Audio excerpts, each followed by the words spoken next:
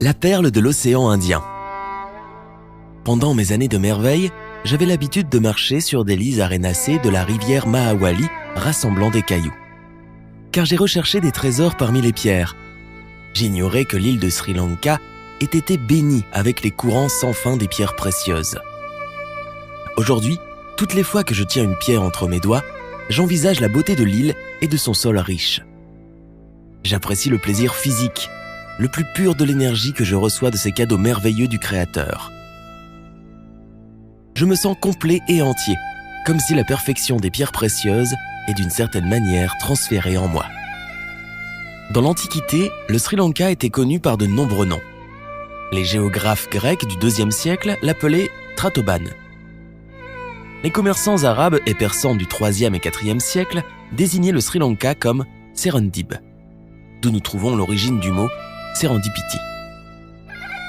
Au XVIe siècle, les Portugais donnèrent au Sri Lanka le nom de Ceylao à leur arrivée. Lorsque les Britanniques sont arrivés et ont revendiqué la terre comme colonie britannique, le nom portugais a été traduit en anglais sous le nom de Ceylan. L'île est devenue la République socialiste démocratique du Sri Lanka en 1972. Géologiquement, il a été estimé que près de 25% de la superficie terrestre totale du Sri Lanka est potentiellement porteuse de pierres précieuses. Les hautes terres de l'île sont particulièrement chargées de gisements complexes de pierres précieuses et sont les plus abondants dans les champs comme Ratnapura, Elaera, Wallawe et Balangod. De nombreuses zones potentiellement porteuses de pierres précieuses sont également en attente d'exploration.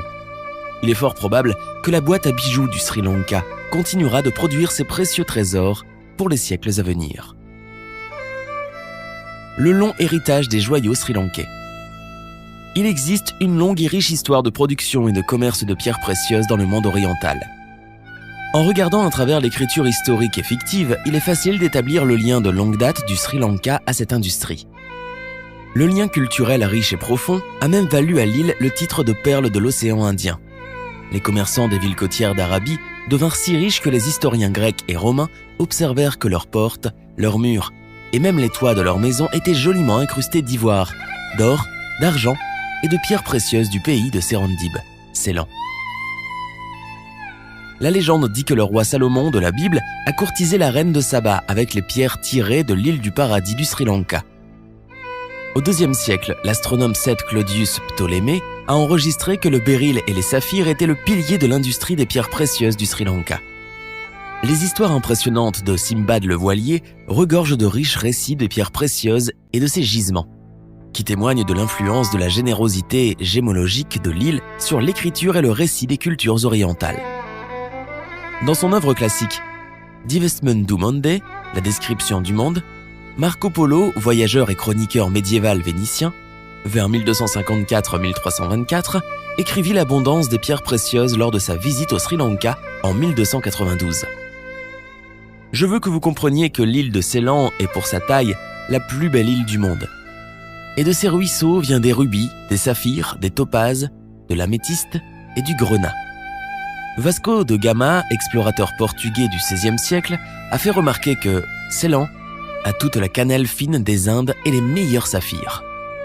En 1344, Ibn Battuta, chercheur et voyageur islamique réputé dans sa papeterie, écrit que des pierres précieuses se trouvent dans toutes les localités de l'île. Toutes les femmes du Serendib possèdent des colliers de pierres précieuses de différentes couleurs. Elles les portent sur les mains et les pieds sous forme de chevilles et de bracelets. J'ai vu sur le front de l'éléphant blanc plusieurs de ces pierres, dont chacune était plus grande qu'un œuf de poule. Au XVIIe siècle, le marin Robert Knox écrivait « Dans cette île, il y a plusieurs sortes de pierres précieuses, dont le roi, pour sa part, en a amplement, et se soucie tellement de ne pas faire plus de découvertes. Il y a également certains fleuves dont généralement des rubis, saphirs et cat's en sont pris pour l'utilisation du roi. Et j'ai vu plusieurs jolies pierres de couleur, certaines aussi grandes que des cerises, d'autres aussi petites que des boutons, et transparentes. Mais je n'ai pas compris ce qu'elles étaient, des rubis et des saphirs que j'ai contemplés moi-même.